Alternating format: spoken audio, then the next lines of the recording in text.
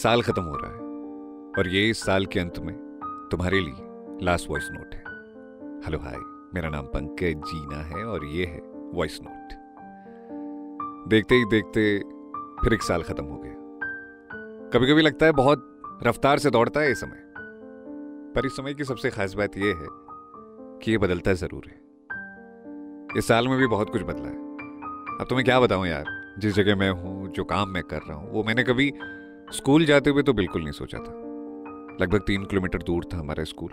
सड़क नहीं थी, इसलिए पैदल जाते थे। उस वक्त में अगर सड़क भी होती ना तो शायद हम पैदल ही जाते।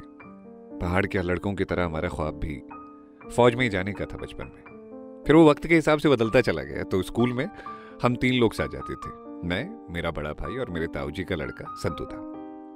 संतू दा मेरे साथ पढ़ता था और दा एक क्लास आगे था। इस साल संतू दा की भी शादी हो गई। क्या जम के डांस किया मैंने उसकी शादी में। पहली बार लग रहा था यार बड़े हो गए हम। तो स्कूल से आते वक्त हमारी दुकान पड़ती थी रास्ते पे। घर आते हुए हम तीनों को पापा जी खाने की कोई चीज देते थे। कभी वो सोनपरी होती थी, कभी चांद सितारे, कभी चापट।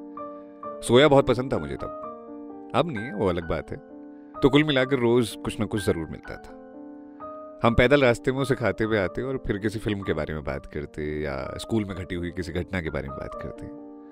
और बचपन के दिनों में ना एक चीज बड़ी सही थी कि तब मोबाइल नहीं था और मजे इतने थे कि मोबाइल की जरूरत महसूस ही नहीं होती थी। अच्छा, बचपन का एक किस्सा है। हमारे यहाँ ना एक मार्केट है जूलीकोट पर, तो वहां नंदन और चंपक मिला करती थी, कॉमिक्स। अब मैंने जैसे ही एक स्टॉल से वो किताब उठाई तो दुकानदार ने छीन ली मुझसे। कहने लगा, 10 रुपए की है, हाथ मत लगा, मैली हो जाएगी। मनी मन बहुत कोसा मैंने उस दिन उसे। कितना घमंडी आदमी है, किताब नहीं पढ़ने दे रहा। अब वो बेचारी की रोजी रोटी होगी वो किताब। वैसे भी कोई पढ़ी हुई किताब को क्यों लेना चाहेगा। खैर जो भी था, मैं बहुत उदास रहा कुछ दिन। मैं सोच रहा था कि यार काश कोई चमत्कार हो जाता है कि मुझे वो सारी किताबें मिल जाती कॉमिक्स की। तो वो कहते हैं ना कि कभी कभी आपके लिए छोटी खुशियां नहीं बल्कि बड़ी खुशियां रखी होती हैं। तो एक दिन क्या हुआ कि पापा के दोस्त थे एक बैंक से रिटायर्ड थे। तो उनके यहाँ नंदन और चंपक की कॉमिक्स थी, एक नहीं ढेर सारी। अब वो उन किताबों को कबाड़ में देना चाह रहे थे। पापा जी ने कहा, मुझे दे दो, बच्चे पढ़ लेंगे।